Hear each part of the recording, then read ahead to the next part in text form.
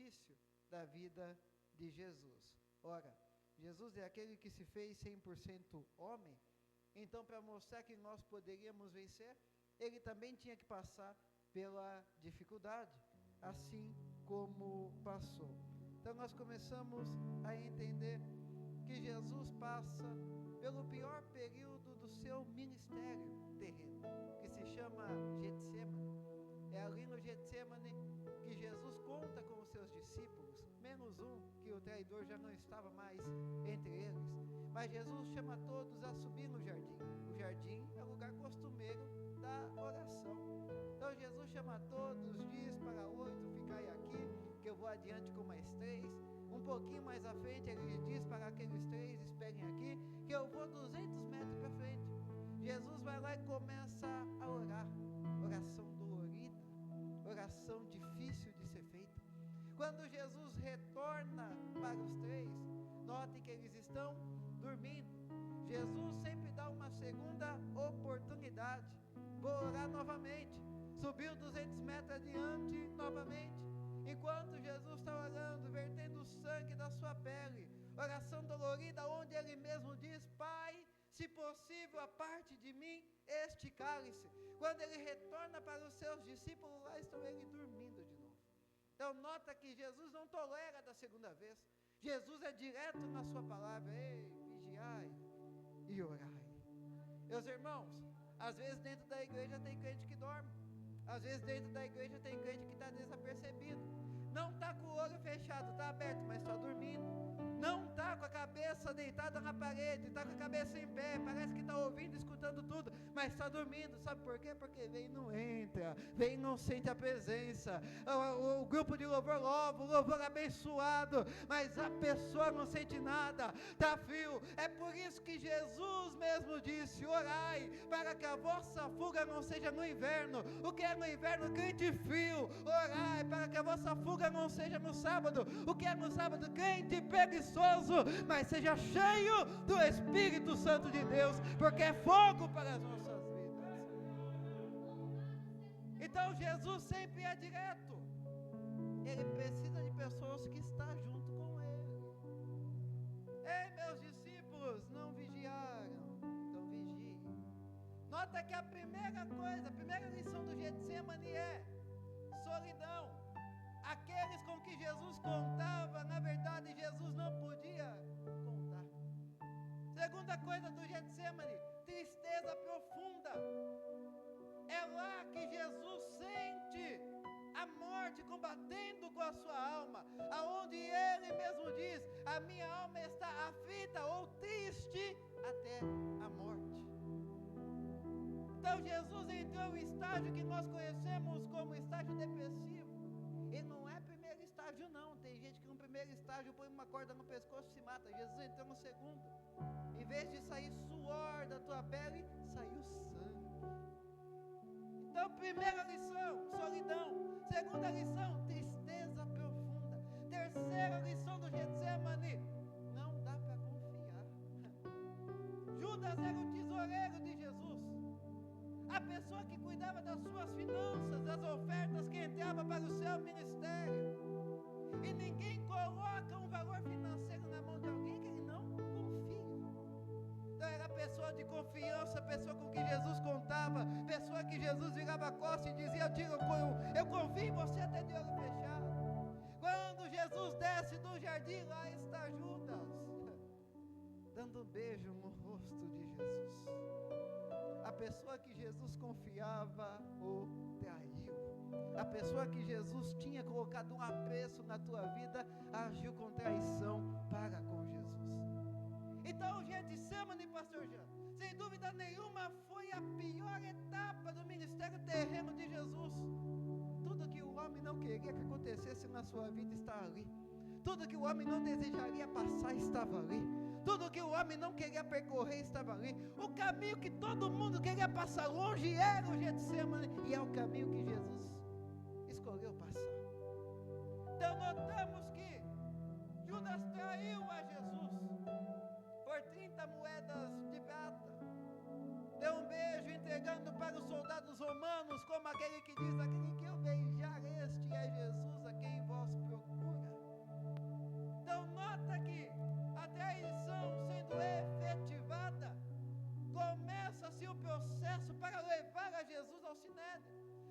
antigamente, a primeira coisa que deviam fazer era atar as mãos de Jesus, para que ele não pudesse agir deliberadamente com a sua mão. Aí ali vai um soldado, por nome de Malco, com uma corda para atar as mãos de Jesus. Nota que quando Malco ata as mãos de Jesus, Pedro vai lá, desembaia não uma espada, mas uma faquinha de pesca, tira da sua bainha e direciona para aquele soldado. Meus irmãos, ninguém pega uma faca e vai atacar alguém a fim de cortar sua orelha. Vai a fim para matar, vai a fim para deliberar um golpe nele, que vai agir contra a tua vida, contra a tua integridade física. Mas nota que talvez o soldado foi agilidoso, ou Pedro foi pouco efetivo, apenas cortou a orelha do soldado. Aí tu diz, agora Jesus vai abraçar Pedro. Não, Jesus olhou para Pedro e disse, Pedro, coloca essa espada na bainha. Não terei eu que beber o cálice que o Pai me deu. Nota aqui, na visão comum era para Jesus abraçar Pedro e dizer, tu está comigo, Pedro, muito obrigado, tu é um defensor da minha vida, tu é um defensor da minha integridade física. Mas Jesus o repreende. É o maior golpe de misericórdia que a Bíblia já viu. Tem uma pessoa ali para amarrar Jesus, para levar para o sinédrio. Tem uma pessoa ali que talvez iria bater em Jesus. Tem uma pessoa ali que iria apontar o dedo para Jesus como falsa acusação. Tem uma pessoa ali que bem nenhum iria fazer a Jesus. Aí Jesus diz, tu não pode fazer o bem para mim, mas eu posso fazer o bem para você. Pega a orelha de Malco que está no chão e coloca no lugar. Aí tu diz, palavra difícil, meu irmão, é amar o próximo como a ti mesmo. Aprende com Jesus, amar o teu pior inimigo. Jesus deu uma lição, porque talvez aquele soldado chora, não porque a sua orelha está cortada, está caída, mas chora porque projetos foram desfeitos, porque planos de vidas estão no chão, porque sonhos está caído no chão. Nota que a Bíblia é bem enfática em dizer que aquele soldado é o soldado do sumo sacerdote. Este homem anda com o sacerdote para quê? Para ver o que o sacerdote fala, o que o sacerdote faz, porque o sonho dele é ser um sacerdote futuramente. Aí quando tu lê o Antigo Testamento, você começa a entender que para ser um sacerdote não pode ter marca na face, não pode ter marca na pele, não pode ter corte, não pode ter manchas. Talvez até se for um pouquinho feinho, ele já não aceita. Tem que ser uma pessoa com uma visão boa, com uma expectativa vislumbrante quando você olha para aquela pessoa. Aí tu está dizendo que uma pessoa que está sem sua orelha foi cortada, vai ser sacerdote como? Então, em outras palavras, o homem chora por quê? Porque o teu sonho está no chão, o teu projeto de vida está no chão, tudo aquilo que ele projetou para a tua vida está no chão. Mas aonde tem um filho de Satanás para deliberar uma palavra de morte para a tua vida, tem Jesus para dar vida para o teu sonho, para dar vida para o teu projeto, para dar vida para você. Talvez alguns até disseram, este já era, mas Jesus estava lá, trazendo uma expectativa, não uma retrospectiva, mas uma introspectiva, que este foi o último milagre de Jesus. Vamos caminhando para os primeiros, não vou chegar em todos, porque são muitos, mas vamos caminhando. Certa vez Jesus entrou na cidade de Jericó, lá estava um cego. Nota que esse cego, ele é condenado pela cultura, porque o que a cultura diz? Nota aqui, o pai, ele tem que investir no teu filho, para que o teu filho queira ser no futuro.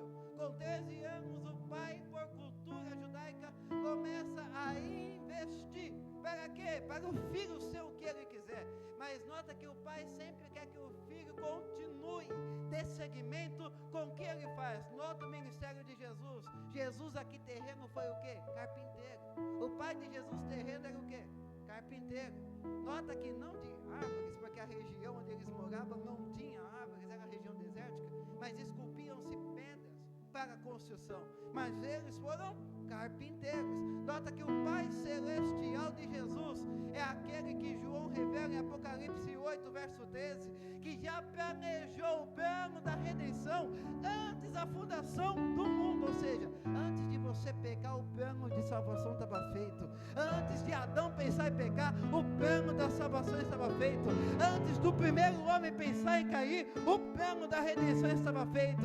Então o Pai redimia de cima, Jesus desceu também para redimir. Então o Filho segue o que o Pai começou. Então nota aqui, Jesus nos seus ofícios, certa vez se encontrou com um cego, porque a cultura é linda, olhando para a parte boa, mas olha para a parte ruim da cultura. Quando o filho tem alguma deficiência, seja no olho, língua, ouvido, seja braço, perna, qualquer deficiência física, a família tem direito com 13 anos de lançar o menino fora da casa, a sua própria sorte. Então nós estamos falando de uma pessoa que aos 13 anos foi excluída da tua casa. Ou seja, não dá para falar que tem pai, não dá para falar que tem mãe, não dá para falar que tem irmãos, todo mundo virou a costa para ele, e como sinal de grande humilhação, quem passava por aquele cego, cuspia no seu pé, mostrando que não valia nada, mostrando que era o pior da sociedade, mostrando que era o menor dentre todos. Como cultura, passavam-se, cuspia aos seus pés e iam-se embora. Nota que um dia Jesus entrou na cidade, chegou no cego, cuspiu nos seus pés, como todos faziam, mas houve algo diferente da parte de Jesus, porque todos cuspiam e iam embora. Esse Jesus não, esse Jesus cuspiu, mas se agachou ao lado do cego, começou a mexer no pó, começou a mexer na lama, começou a fazer lodo. Quando fez lodo, passou no olho do cego e disse: vai se lavar. Talvez aquele cego olhou para Jesus e disse: mas Jesus, o anjo ainda não desceu no tanque de Betesda, Jesus, que é aqui do lado, eu estou esperando descer para que alguém me lance lá, ou que eu pule. Aí Jesus disse: tu não entendeu nada, meu amigo, não é em Betesda não teu milagre, porque Betesda é lenta, o anjo não desce, o anjo não mexe a água se move pelo mover do vento. Vai te lavar em Siloé. Sabe por quê, meu filho? Porque Siloé significa enviado de Deus. Siloé significa enviado de Deus. Sabe o que eu quero dizer para você nessa noite? Se lava na água daquele que foi enviado do céu. Tome da água daquele que foi enviado do céu. Se limpe da água daquele que foi enviado do céu. Um dia Jesus disse para os seus discípulos: eu vou lavar os teus pés. Pedro é aquele que diz: não vai lavar não, Senhor, eu não sou digno que o Senhor lave os meus pés. Aí Jesus olha para ele: se tu soubesse o que significa eu lavar os teus pés, tu não queria que eu lavasse apenas os seus pés. Aí Pedro diz: me lave por completo, me lave por inteiro, me lave da cabeça aos pés. É necessário se limpar da água que vem do trono de Deus. Então a expectativa daquele jovem não era nenhuma, mas um dia Jesus chegou. Nota que o cego se lava no tanque, começa a enxergar, e quando as pessoas veem aquele homem, não é mais um cego, mas é um ex-cego. Porque aonde Jesus passa tem ex-traficante, tem ex-beberrão, tem ex-enfermo, tem ex-doente, tem ex-prostituta, tem ex de tudo. Aonde Jesus passa, só fica ex, porque aquilo que te pendia já não tem mais nada. Jesus te liberta. No ponto aonde aquele homem foi humilhado, no ponto onde cuspiram nos pés daquele homem, é no mesmo lugar que Jesus te levantar em lugar estranho, não. Jesus não vai te edificar em lugar estranho, não. Jesus vai te levantar no lugar da humilhação. Jesus vai te levantar onde pisar em você. Jesus vai te levantar no lugar onde te desprezaram. É ali que Jesus vai te levantar. Aonde tu foi humilhado, é onde Jesus quer trabalhar com a tua vida. Nota aqui, Jesus, certa vez, estava numa região chamada Decápolis, 10 cidades circunvizinhas, mais aproximadamente na cidade de Gadara, onde tem um homem conhecido como um endemoniado gadareno. Nota que a Bíblia não cita muito sobre a tua vida, só cita que ele era possesso por demônios. Nota que este homem era aquele que prejudicava a cidade, porque a fama dele corria nas cidades circunvizinhas, e nenhum navio queria parar em Gadara, porque lá tinha um homem atormentado, ou seja, o comércio da cidade caiu, a cidade estava em decadência financeira, ninguém queria se achegar lá, mas aonde ninguém quer chegar é onde Jesus entra, aonde ninguém quer entrar é onde Jesus entra. Jesus chegou em Gadara, nota que aquele homem prontamente vem com Jesus e já vem com palavras astutas. Ei, mestre, ainda não é chegada a tua hora, ainda não é chegada, Senhor, porque vieste me atormentar antes do momento certo. Permita-me que eu entre na manada de porcos e me lance desse precipício.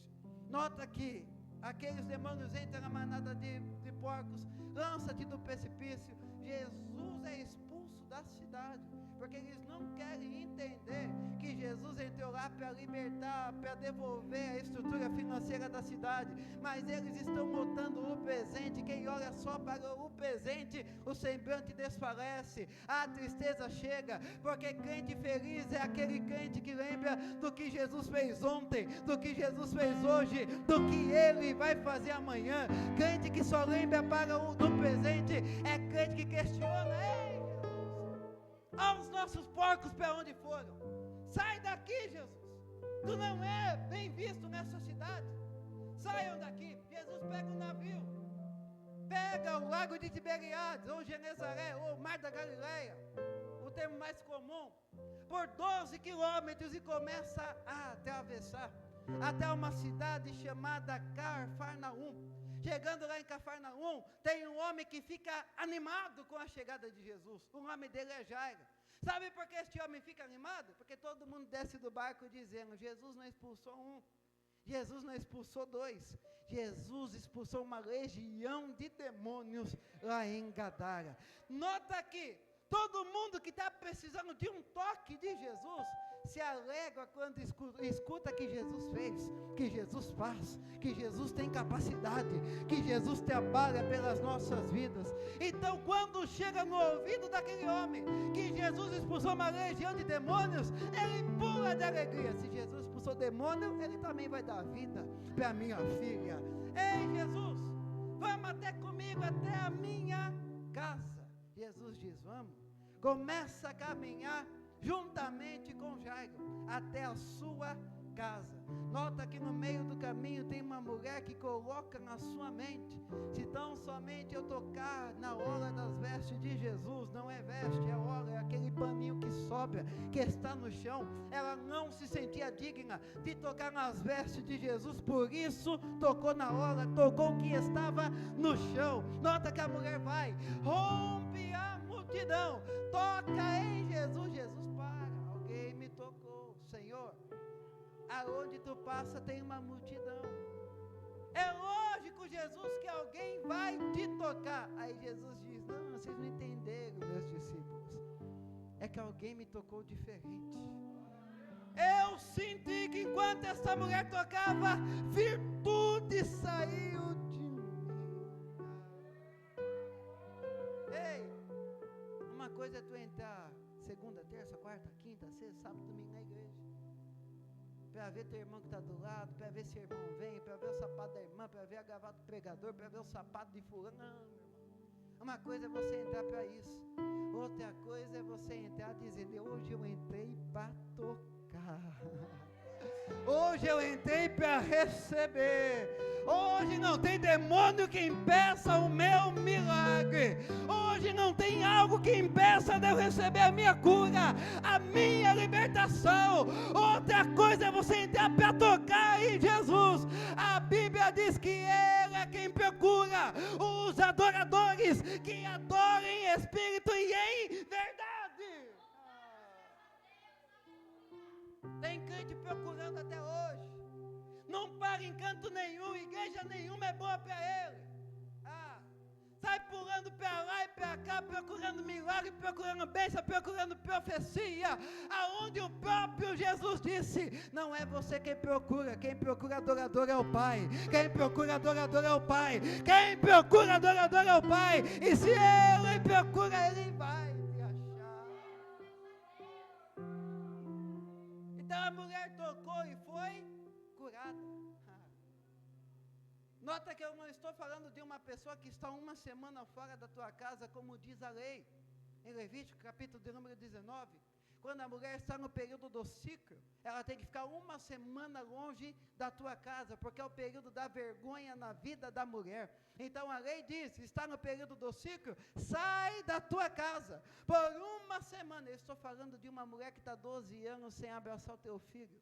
Estou falando de uma mulher que está 12 anos sem ver o teu marido. Estou falando de uma mulher que está 12 anos longe da tua casa, por causa de uma hemorragia que ela tem. E tem mais, sangue, meus irmãos, isso é ciência, sangue é vida. Se eu não tenho sangue suficiente, o meu corpo sofre de falência múltiplas de órgãos. Então o milagre na vida daquela mulher não é ser curada da sua hemorragia. O milagre na vida daquela mulher é sofrer por 12 anos, perder sangue por 12 anos e continuar viva, continuar andando, continuar em pé. Sabe por quê? Porque tem vezes que Jesus não quer, não é vontade dele, que você viva na bonança.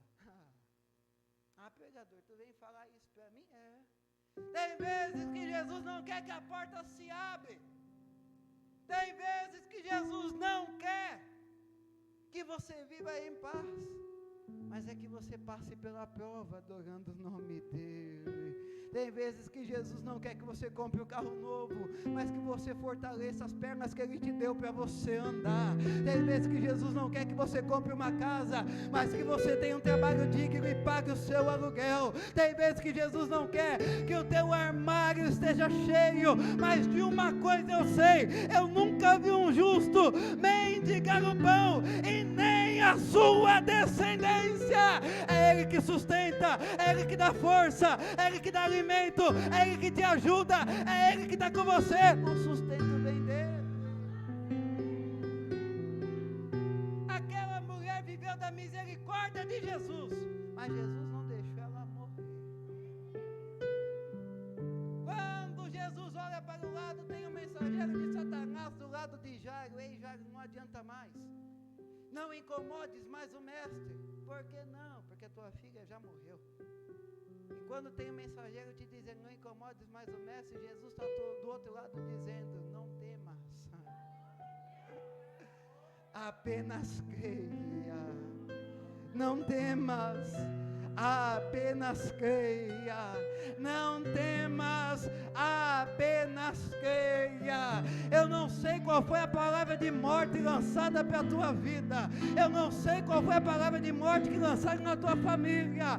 Eu não sei qual foi a palavra de morte que lançaram para os teus sonhos. Mas uma palavra Jesus tem para você nessa noite: não temas, apenas creia. Não temas, apenas creia que eu tenho poder para fazer.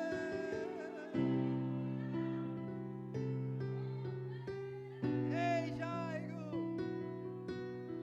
vamos até tua casa, Jairo, vamos. Começou a andar com Jesus.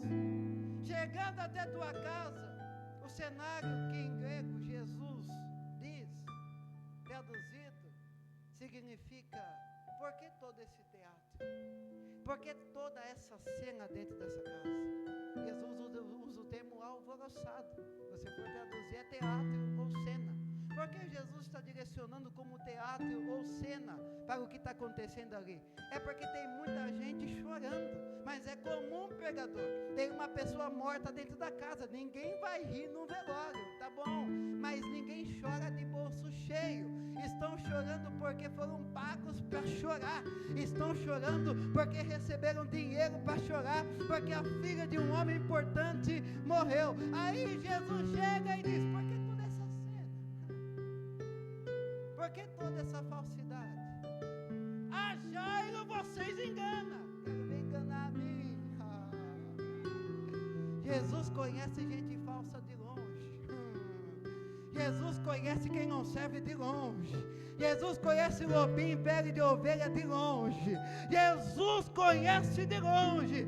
É por isso que ele entra dentro da casa e usa um termo em grego muito conhecido chamado equibalô, que significa sai daqui. Mas não é manso, como eu disse. Jesus estava irado. Jesus disse: saiam todos daqui.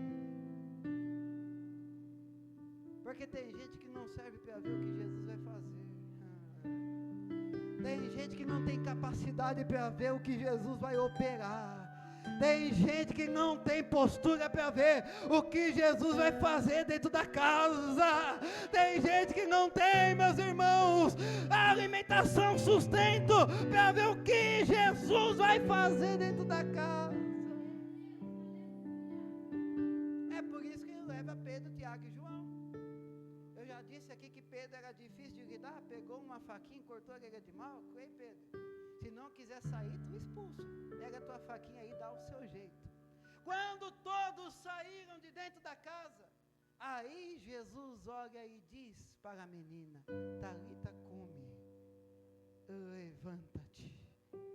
E a Bíblia diz que a menina levantou. Talita não é o nome dela, meus irmãos, não. A Bíblia não cita o nome da menina, é conhecida como filha de Jairo. O que é Talita, meus irmãos? Talita é o véu que o judeu usa na hora da oração. Jesus era judeu, Jesus orava, então ele se vestia do véu chamado Talita.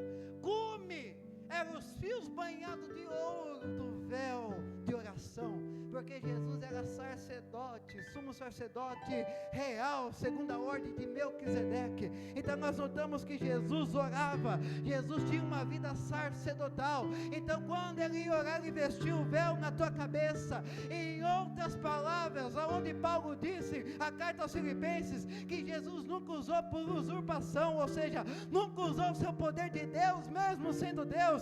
Nós vamos entender que Jesus ressuscita a menina porque ele ora. Jesus ressuscita a menina porque tem vida no altar. Jesus ressuscita a menina através da oração, porque a oração vale muito nos seus efeitos. A oração de um justo tem poder.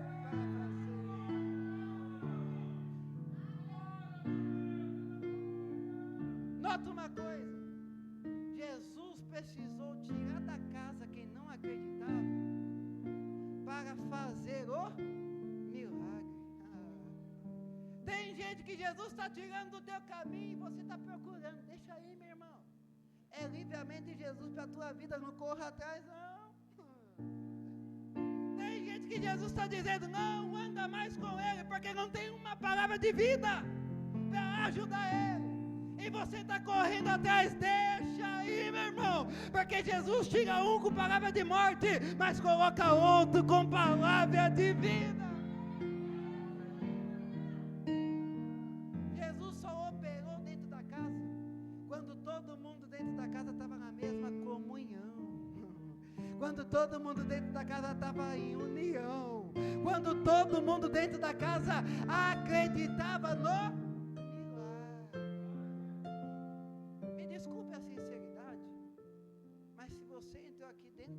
procurando teu milagre, de biquinho com o teu irmão, perdeu seu tempo.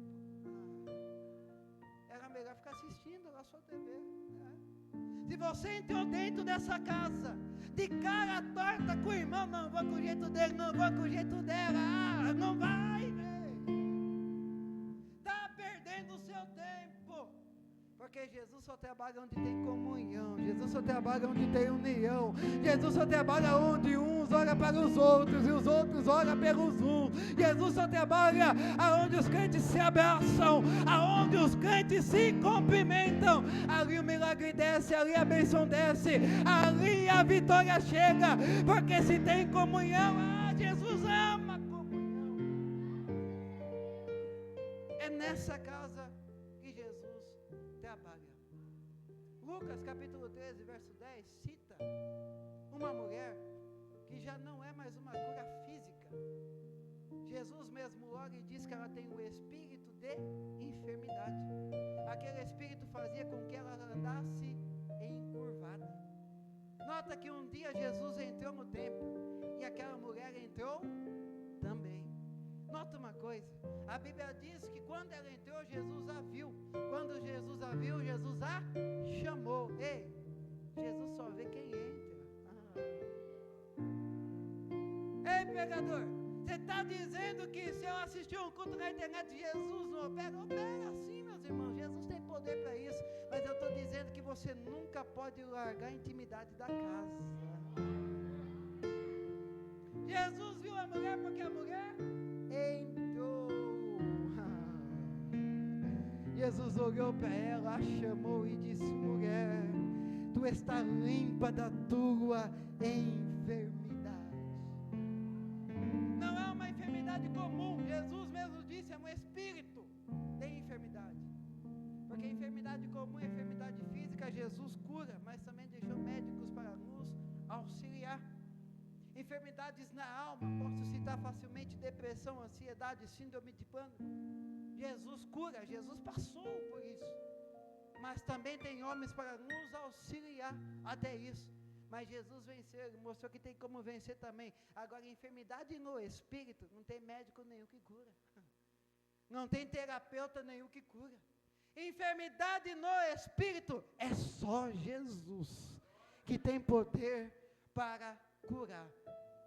Nota uma coisa, Jesus olha para a mulher e direciona a palavra e diz que ela está limpa, que ela está livre da tua enfermidade. Tem um homem dentro do templo, o termo grego para ele é archinossinagogos, ou seja, o que dirige o culto dentro da sinagoga. E nós começamos a entender que este homem fica irado. Por quê? Porque Jesus curou no sábado. Tinha 6 dias hábil para ser curada. Tu vem para dentro do templo para ser curado no Shabá, no dia do sábado. Aí Jesus olha e diz: tu é hipócrita, hein, meu irmão? Se o teu boi, se o teu jumento está com sede no dia do sábado, tu vai deixar morrer de sede? Não, eu vou tirar da manjedoura, eu vou levar para o coxo para beber água. Então, me convinha curar esta filha de Abraão no dia do sábado. Nota que é algumas coisas difíceis de entender. O homem não é a primeira vez que vê a mulher que é conterrânea dele. Aquele homem não é a primeira vez que vê aquela mulher andando encurvada. Em vez de ficar alegre, porque a mulher recebeu o teu milagre, começa a questionar por que foi curado. Por que curou no sábado? Por que fez isso na vida dela? Por que não foi ontem, meu irmão? Uma coisa eu te digo, se você não aprender a se alegrar com quem se alegra, no dia de chorar, tu vai chorar sozinho. Aprenda a se alegrar pela bênção do teu irmão. Aprenda a se alegrar pela vitória do teu irmão. Aprenda a se alegrar porque o teu irmão recebeu. Porque ele recebeu e não, eu não. Tu tem que pensar assim: o mesmo Deus que abençoou ele é o Deus que vai me abençoar também. O mesmo Deus que abriu a porta para ele vai me abrir a porta também. Não tem inveja pela bênção do irmão. Tem gente que nem está bravo porque o irmão recebeu, não. Está bravo porque Jesus olhou para ele, não olhou para você. E não é que eu quero ter a coisa do irmão, é que eu quero que ele não receba. Tem gente que é assim, meus irmãos. Aí Jesus dá uma lição: tu é hipócrita. Está vendo tanto tempo aí essa mulher chorando, sofrendo, aprisionada por demônios, e quando eu curo tu me questiona? Tem muito a aprender. Tem que aprender muito. Aí Jesus direciona o checkmate para aquele homem: me convinha sim curar esta filha de Abraão. Nota Nota que se Jesus utilizasse o termo filha de Abraão com A maiúsculo, Jesus estava falando que se trata de uma mulher hebreia. Mas Jesus utilizou o termo com A minúsculo, que significa que filha de Abraão é que é filha da fé. Ou seja, estou sofrendo há 18 anos, mas não perdi a fé que o meu milagre vai chegar. Estou sofrendo há 18 anos, mas eu entro dentro do templo crendo que hoje pode ser o meu dia, hoje pode ser a minha hora, hoje Jesus pode me olhar, pode me chamar e pode me dizer: tu está livre da tua enfermidade, tu está livre da tua doença, tu está livre desse poder possessivo, tu está livre. Hoje pode ser o dia que Jesus vai operar. E o melhor, Jesus não tem burocracia para operar. Por que tu diz isso, pregador? Porque o homem é burocrático. Lembra quando um general do exército assírio chega até o profeta? Ele diz assim: eu venho com o ofício do meu rei, para que o profeta ore por mim, que o profeta toque em mim, que o profeta me veja. Nota que o rei se ira, rasga as suas vestes. O profeta chega e diz: não, deixa vir a mim, porque saberás que há profeta em Israel. Quando este homem Naamã chega até o profeta não olha para a cara dele. O profeta apenas direciona uma palavra para ele: manda-te lavar-se no Jordão. Mergulha por 7 vezes. O homem olha e diz: eu mergulhar no Jordão? Na minha terra tem rios de águas cristalinas. Vou mergulhar nesse monte de barro porque não vou. Aí um dos seus servos é quem diz: meu senhor, para ser curado, tu não fazia até coisas piores? Ele disse: eu faria. Então mergulhe nesse rio. O homem vai lá, mergulha uma vez, volta, mergulha 2 vezes, volta, mergulha 7 vezes e volta. Na 7ª vez que ele mergulha, ele é curado. Há exemplo disso no livro de Mateus, capítulo de número 8, é o primeiro milagre que Mateus narra. Não é a água sendo transformada em vinho. Mateus pega um sentido diferente. Primeiro milagre que Mateus narra é: Jesus estava orando lá no Monte das Oliveiras, dando um sermão. Quando Jesus desce, ele se encontra com um leproso. Olha que Jesus olha para este leproso e diz assim: meu filho, eu quero que tu seja curado. Eu quero que tu seja curado. Porque o homem olha para Jesus e diz: Senhor, queres que eu fique são? Jesus diz apenas: eu quero. Enquanto o homem diz: tem que mergulhar 7 vezes, rio sujo, tem que mergulhar e voltar, nem vou olhar para a tua cara. Jesus olha para o leproso e diz: eu quero, eu quero. E Isaías mesmo é quem diz: operando Deus, quem impedirá?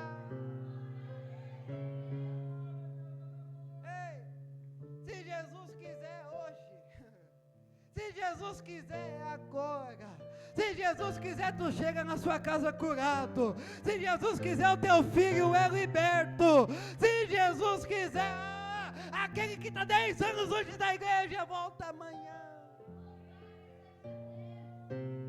Porque quando ele opera, não há demônio no inferno que possa impedir. Nota que eu estou dizendo o inferno como uma estrutura formada.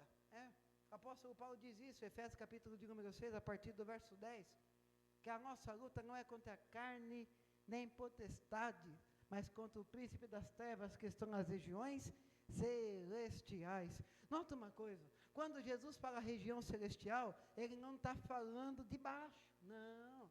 Tem gente que diz: agora eu expulso lá, expulsa nada. Tem gente que diz: o diabo está lá embaixo. Ainda não. Aonde está o diabo? Segundo o céu, região celestial. Quando o diabo vai para baixo? Quando Jesus aparecer. Eu estou dizendo aqui, meus irmãos, que sempre quando Jesus aparece, algo acontece. tem cura, tem libertação. Quando Jesus aparecer no Monte das Oliveiras, quando Jesus descer lá, Zacarias capítulo de número 4, ele pisará no monte, fenderá de norte a sul, lá de baixo ele vai lançar, vai fundar o Seol. O que é o Seol? O lago de fogo, é o poço do abismo. Aí ele vai lançar o diabo, a besta e o falso profeta que vão estar aqui nessa terra. Então nota que sempre quando Jesus aparece, algo há. Você já sentiu Jesus hoje aí? Eu não sei se você sentiu a presença dele, mas se você sentiu a presença dele, é sinal de que ele está na casa. E se ele está na casa, hoje tem cura na casa, hoje tem libertação na casa, hoje ele trabalha na casa, hoje porta se abre, hoje o diabo sai para fora, porque Jesus está na casa. Nem a estrutura do inferno aguenta quando Jesus chega na casa. Então chega na tua casa hoje e diz: Jesus está na minha casa, Jesus está na minha vida, Jesus habita neste lar. E no lar que Jesus habita não tem lugar para demônio, não tem lugar para Satanás, não tem lugar para outra coisa se Jesus está na casa. Talvez o que foi feito para você foi obra de macumbaria, mas uma coisa eu te digo: Jesus está na casa. Talvez o que foi feito para você foi obra de feitiçaria, mas de uma coisa eu te digo: Jesus está na casa. Talvez esse incômodo na tua vida é algo que plantaram contra você, mas hoje Jesus entrou na casa. Talvez essas discussões do seu casamento é algo que lançaram contra você, mas Jesus está na casa. Hoje tu vai chegar no teu lar e vai dizer: a cura entrou neste lar, a libertação entrou neste lar, a paz que excede todo entendimento entrou neste lar, porque Jesus está na casa. E aonde Jesus está, algo acontece. Posso orar, pastor? Se coloque em pé. Gostaria de fazer uma oração. Eu sempre repito isso, mas é sempre para denotar que nós temos o nosso compromisso. O que é possível, você faz, eu faço. Agora, o que é impossível, coloca na mão de Jesus. Porque Jesus trabalha onde tem morto, Jesus trabalha onde tem mudo, ele cospe no dedo, põe na boca e o homem começa a falar. Jesus trabalha onde tem coxo e fala: pega a tua cama e anda. Jesus trabalha onde tem causas impossíveis, e o impossível na terra é Lucas que diz: para Deus nada é impossível. O que é impossível aqui na terra, o céu conhece como milagre. Se você tem fé, saia de posse do teu milagre nessa noite. Oremos. Poderoso, amado e eterno Deus, Pai santo e Rei da glória, Senhor, tua palavra foi ministrada, papai, e melhor do que eu, teu Espírito Santo, para pegar ao coração de cada um, papai. Agora eu te peço, Senhor, contemple a cada um, papai, com a tua misericórdia, Senhor, com a tua bondade, papai. Aonde tiver, Senhor, alguém com o coração aberto, papai, derrama um milagre na vida dele nessa noite, derrama um milagre na vida dela nessa noite, que haja libertação na casa nessa noite, que haja cura na casa nessa noite, que haja, Senhor Jesus, porta aberta na casa nessa noite, que haja, papai, paz dentro da casa nessa noite. Papai, eu te peço, Senhor, se for da tua vontade, Senhor, se for do teu querer, papai, opera maravilhas nessa noite. Papai, eu te peço, Senhor, em nome de Jesus, que é sobre todos os nomes. Amém.